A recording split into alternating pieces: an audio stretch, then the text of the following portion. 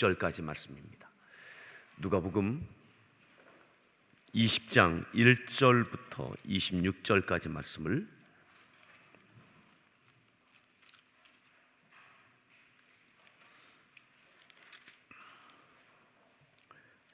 교독하겠습니다. 하루는 예수께서 성전에서 백성을 가르치시며 복음을 전하실새 대제사장들과 서기관들이 장로들과 함께 가까이 와서 말하여 이르되 당신이 무슨 권위로 이런 일을 하는지 이 권위를 준 이가 누구인지 우리에게 말하라. 대답하여 이르시되 나도 한 말을 너희에게 물으리니 내게 말하라. 요한의 침례가 하늘로부터냐 사람으로부터냐? 그들이 서로 의논하여 이르되 만일 하늘로부터라 하면 어찌하여 그를 믿지 아니하였느냐 할 것이요 만일 사람으로부터라 하면 백성이 요한을 선지자로 인정하니 그들이 다 우리를 돌로 칠 것이라 하고 대답하되 어디로부터인지 알지 못하노라 하니 예수께서 이르시되 나도 무슨 권위로 이런 일을 하는지 너희에게 이르지 아니하리라 하시니라. 그가 또 이 비유로 백성에게 말씀하시기 시작하시니라. 한 사람이 포도를 만들어 농부들에게 새로 주고 타국에 가서 오래 있다가 때가 이름에 포도원 소출 얼마를 바치게 하려고 한 종을 농부들에게 보내니 농부들이 종을 몹시 때리고 거저 보냈거늘 다시 다른 종을 보내니 그 돈 몹시 때리고 능욕하고 거저 보내었거늘 다시 세 번째 종을 보내니 이 종도 상하게 하고 내쫓은지라. 포도원 주인이 이르되 어찌할까 내 사랑하는 아들을 보내리니 그들이 혹 그는 존대하리라 하였더니 농부들이 그를 보고 서로 의논하여 이르되 이는 상속자니 죽이고 그 유산을 우리의 것으로 만들자 하고 포도원 밖에 내쫓아 죽였느니라. 그런즉 포도원 주인이 이 사람들을 어떻게 하겠느냐. 와서 그 농부들을 진멸하고 포도원을 다른 사람들에게 주리라 하시니 사람들이 듣고 이르되 그렇게 되지 말지어다 하거늘 그들을 보시며 이르시되 그러면 기록된 바 건축자들의 버린 돌이 모퉁이에 머릿돌이 되었느니라 함이 어찌미냐. 무릇 이 돌 위에 떨어지는 자는 깨어지겠고 이 돌이 사람 위에 떨어지면 그를 가루로 만들어 흩으리라 하시니라. 서기관들과 대제사장들이 예수의 이 비유는 자기들을 가리켜 말씀하심인 줄 알고 즉시 잡고자 하되 백성을 두려워하더라. 이에 그들이 엿보다가 예수를 총독의 다스림과 권세 아래에 넘기려 하여 정탐들을 보내어 그들로 스스로 의인인 채 하며 예수의 말을 책잡게 하니 그들이 물어 이르되 선생님이여 우리가 아노니 당신은 바로 말씀하시고 가르치시며 사람을 외모로 취하지 아니하시고 오직 진리로서 하나님의 도를 가르치시니이다. 우리가 가이사에게 세를 바치는 것이 옳으니이까 옳지 않으니이까 하니 예수께서 그 관계를 아시고 이르시되 데나리온 하나를 내게 보이라. 누구의 형상과 글이 여기 있느냐? 대답하되 가이사의 것이니이다. 이르시되 그런즉 가이사의 것은 가이사에게 하나님의 것은 하나님께 바치라 하시니 그들이 백성 앞에서 그의 말을 능히 책잡지 못하고 그의 대답을 놀랍게 여겨 침묵하니라. 아멘. 예, 우리 서로에게 문안합니다. 반갑습니다. 잘 오셨습니다. 네, 한번 기지개도 한번 쭉 켜시겠습니다.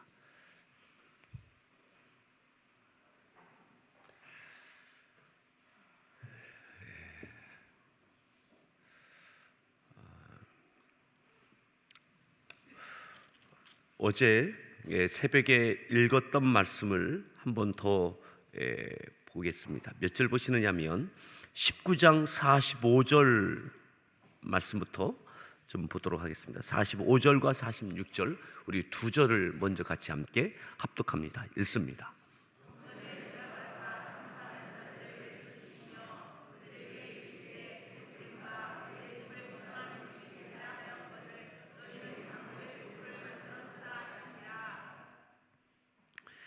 예루살렘에 예수님께서 이제 도착하십니다. 예루살렘에 예수님께서 도착하십니다. 그 도착하셔서 성전에 들어가셨습니다. 성전에.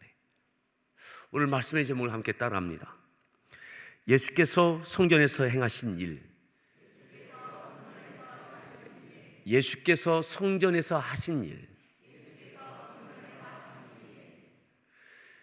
이제 유월절이 되어져서 주님께서 많은 사람들이 절기를 지키러 예루살렘에 모입니다. 그리고 그 중심은 성전입니다. 예수님께서 이 성전에 유월절을 지키러 온 그 수없이 많은 사람들이 들끓고 있는 성전에 들어가셨습니다. 그리고 성전에 들어갔을 때 장사하는 이들이 그 성전에 많았습니다.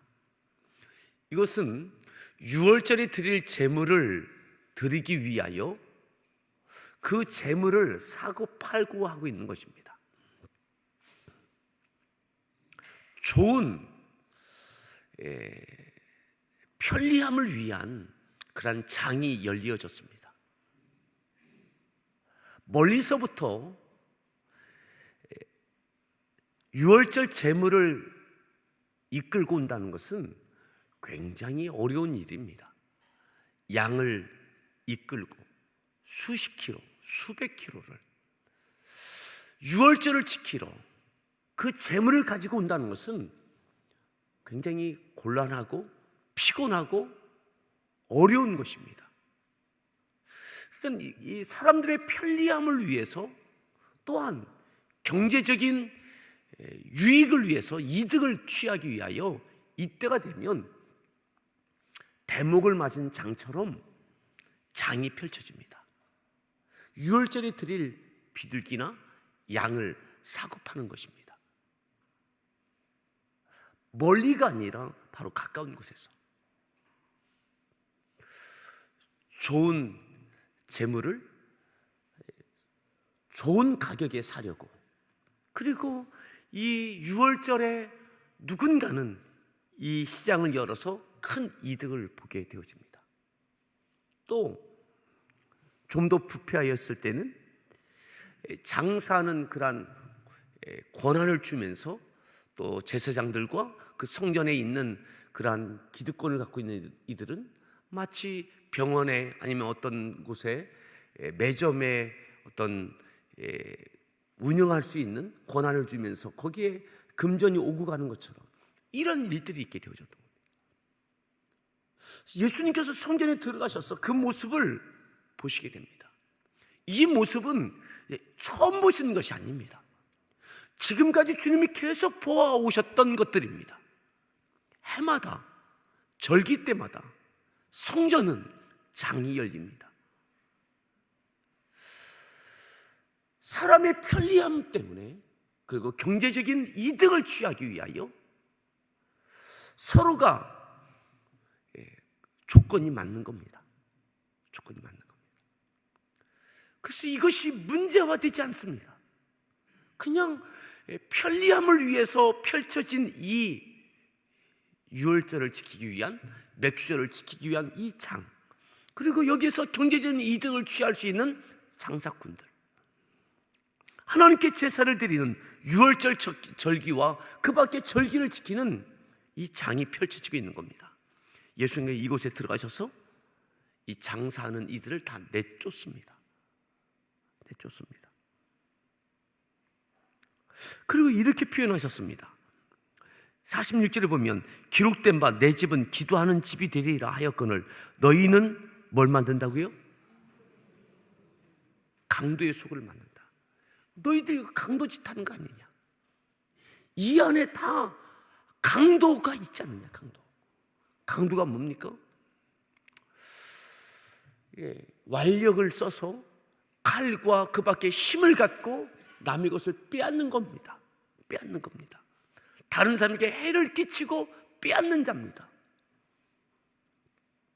어쩌면 그래서 도둑보다는 강도가 더 중한 죄가 되어지고 중한 죄값을 치러야 되는 겁니다. 예수님께서 이 모든 광경을 강도의 속을 만든다. 너희들이 어떻게 믿음의 이름으로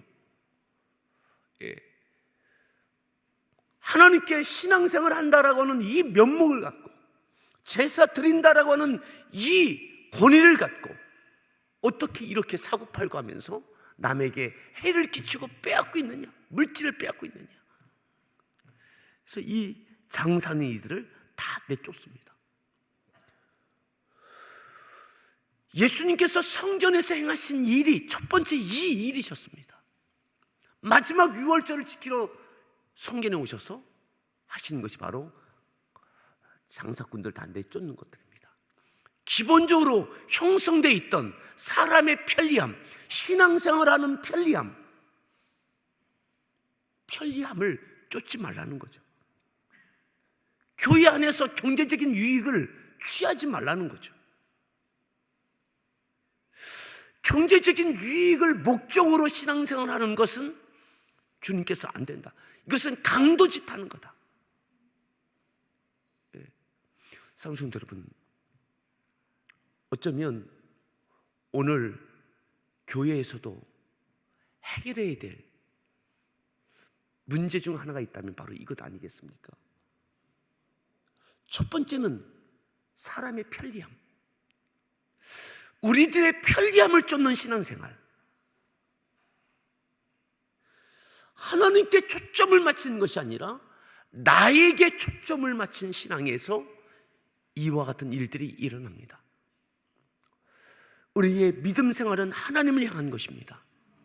아멘. 나의 편리함을 쫓는 데서, 사람의 편리함을 쫓는 데서 그 멀리서 어떻게 재물을 이끌고 올 수 있는가? 여러분, 돈을 얼마 가지고 온 것은 쉽습니다. 돈을 가지고 와서 그 성전에서 재물을 사고 파는 거예요. 그리고 그것 갖고 제사를 드리는 거죠. 그런데 주님께서는 감사하라는 겁니다.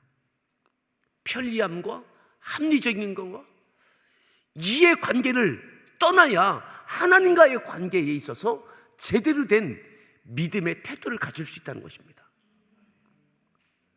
편리함, 합리적인 것, 경제적인 논리, 이것이 신앙을 병들게 하고 교회를 부패하게 만듭니다. 편리함을 기꺼이 내려놓고 불편함마저 감수하는 것이 신앙생활이 되어져야 됩니다.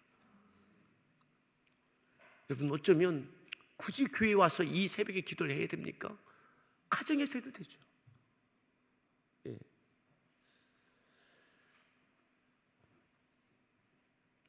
예수님께서 성전에 있는 장사꾼들 다 몰아내시고 이 집은, 내 집은 기도하는 집이 되리라. 기도하는 집이다. 하나님께 기도하는 것이다. 예. 다 내주셨어요. 그리고 47절 말씀을 봅니다. 47절 읽습니다. 예수께서 날마다 성전에서 가르치시니 대제사장들과 서기관들과 백성의 지도자들이 그를 죽이려고 꾀하되, 어쩌면 예수님께서 행하신 일은 이 성전에 유월절에 모든 이들에게 파장을 일으킨 겁니다. 문제화되지 않았던 일입니다. 모두가 다 이해 타산이 맞았습니다. 편리함이 맞고 적당한 경제적인 이득이 맞고 대제사장과 서기관들과 이 교회 안에 있던, 성전 안에 있던 그들에게도 이해관계가 맞아떨어지고 적당한 선에서 평화가 이루어지고 있었습니다. 예수님께서 들어오셔서 파장을 일으키셨습니다. 파장은 충격을 가해서 그것이 다 흔들리는 것을 파장이라고 이야기하지 않습니까? 이것으로 인해서 성전이, 이 유월절이 시끄럽게 되는 겁니다. 성전이 시끄럽게 되는 겁니다. 이것 때문에 예수님은 날마다 성전에서 가르치실 수 있었어요. 이해관계를 다 떠나고 내보내고 나니까는 하나님의 말씀을 성전 안에서 가르칠 수 있고 가르침을 받는 일들이 제대로 자리를 잡게 되어졌습니다. 날마다 짧은 기간이었지만 이 유월절을 지키러 오셨던 주님께서 유월절 어린 양이 되시기를 작정했던 그 짧은 시간들 동안에 주님께서 날마다 성전에서 가르치기 시작하셨습니다. 여러분, 성전이 성전다워진 거죠.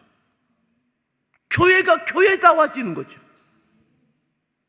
이해관계를 때로는 파장을 통하여, 충격을 통하여 시끄러워졌지만, 불편하여졌지만, 웅성거려졌지만, 모든 이해관계가 맞는 적당한 선에서의 평화가, 그것이 옳은 것이 아니라 주님께서는 파장을 통하여서도 소동하고 요란스러워지고 불편해지고, 어쩌면 대부분의 많은 사람들이 이렇게 행하신 주님을 향하여 왜 사람을 힘들게 하느냐고 불만이 들끓을 수 있습니다. 그냥 그 성전에서 재물을 사서 하나님께 드리면 되는데 왜 다 바깥은 내쫓느냐고 시끄러워지고 불편해질 수 있습니다. 그럼에도 주님은 파장을 일으키셨어요. 조용하던 곳에 충격을 가하셨어요. 그리고 성전에서 말씀을 가르치셨어요.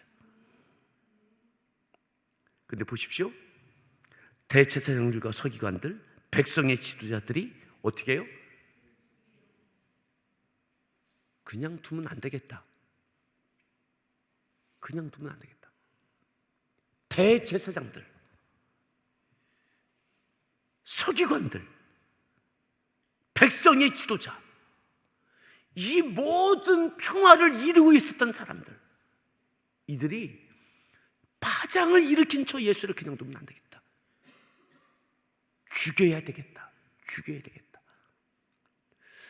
예수님이 십자가에서 이 유월절에 죽으시는 가장 직접적인 사건이 있었다면 이것 때문인 것 지금 보시고 있는 겁니다. 대제사장들, 서기관들, 백성의 지도자들이 저 예수를 죽여야 되겠다. 그냥 두면 안 되겠다. 이 모든 평화를 깨트린 저 사람. 자, 48절 읽습니다. 백성이 다 그에게 귀를 기울여 들으므로 어찌할 방도를 찾지 못하였더라. 그리고 어떻게 죽일까 찾는 거죠. 자, 20장 1절로 보겠습니다. 읽습니다. 하루는 예수께서 성전에서 백성을 가르치시며 복음을 전하실세 대제사장들과 서기관들이 장로들과 함께 가까이 와서, 하루는 예수께서 성전에서 백성을 가르치시며 또 가르치고 계신 거예요. 그리고 예수를 죽이려고 생각했던 대제사장들, 서기관들, 백성의 지도자들이 저 예수를 어떻게 죽일까? 성전에서 이 모든 장사하는 이들 다 내쫓고 이 불편하게 만들고 평화로웠던 이곳에 파장을 일으킨 저 예수를 어떻게 죽일까? 또다시 그 예수님은 성전에서 백성을 가르치고 계신 거예요. 대제사장들이 이를 어떻게 죽일까 하는 생각에 골똘합니다. 그리고 예수님이 가르치시는 그 가르침의 현장에 와서 가만히 보는 거죠. 그리고 이렇게 묻습니다. 자, 2절 말씀 읽습니다. 말하여 이르되 당신이 무슨 권위로 이런 일을 하는지 이 권위를 준 이가 누구인지 우리에게 말하라.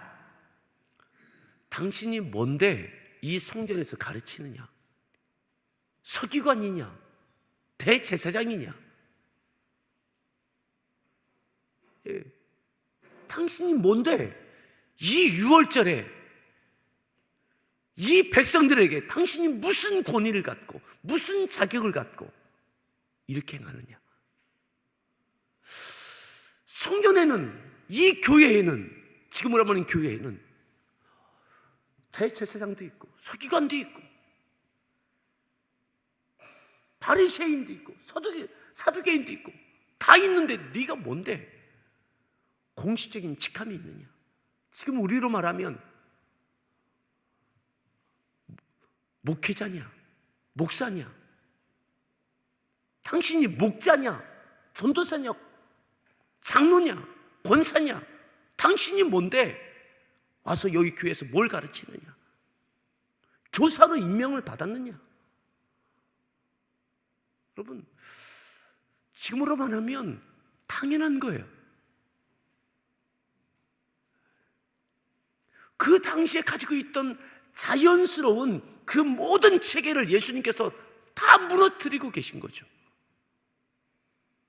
기억하십시다. 모든 사람들의 이해관계가 맞는 평화는 진정한 평화가 아닌 겁니다. 주님께서는 이 모든 것에 엄청난 파장을 일으키고 계신 겁니다. 6월절이 되면 그 어느 때보다 대제사장들의 역할이, 권위가 더 강력해지는 시기입니다. 왜냐하면 6월절을 지내야 되니까. 6월절 제사를, 백성의 모든 제사를 드려야 되니까. 여기에 모든 권위가 대제사장들에게 집중되는 시기가 바로 이 시기입니다. 근데 예수님께서 여기서 날마다 성전에서 백성을 가르치고 계신 거예요. 대제사장이 당신이 뭔데? 누가 세웠느냐? 권위가 있느냐? 자격이 있느냐? 막 이러는 거죠. 그렇지 않겠습니까? 예수님께서 이래서 죽으신 거예요. 이래서 십자가에서 못 박히신 거예요. 대제사장들 입장에서 그냥 둘 수 없는 거예요. 서기관들 입장에 그냥 둘 수 없는 거예요.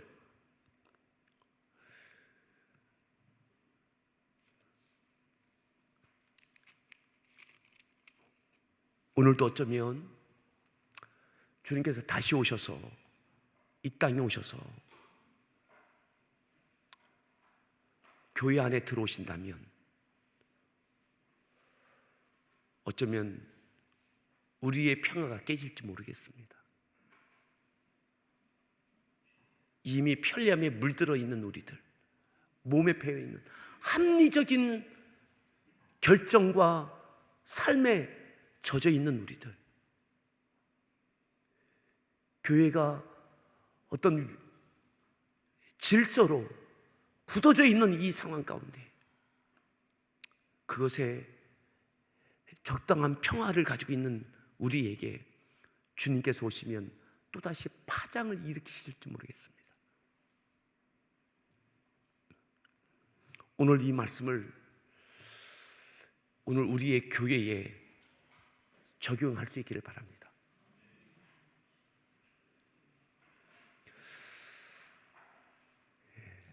주님께서 성전 안에서 행하신 일이 무엇인가? 사람들의 평화를 다 깨뜨리셨습니다. 편리함, 이해관계, 질서적인 안정 다 깨뜨리셨어요. 어쩌면 지금으로 말하면 주님께서 마치 대제사장들을, 백성들이 볼 때에 난동 부리는 것처럼 보였을 것 같아요. 이 6월절에, 이 축제에, 이 절기에 와서 저게 뭐 하는 건가?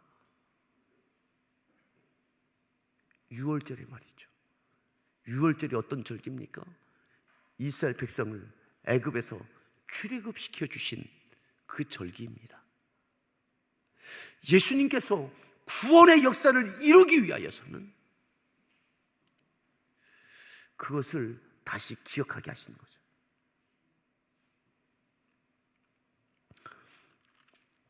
오늘 우리에게 적당한 평화와 평안이 아니라 하나님의 진리와 하나님의 뜻에 맞는 파장이 필요하다면 우리가 믿음으로 받을 수 있기를 바랍니다. 평화로, 평안으로 가장된, 포장된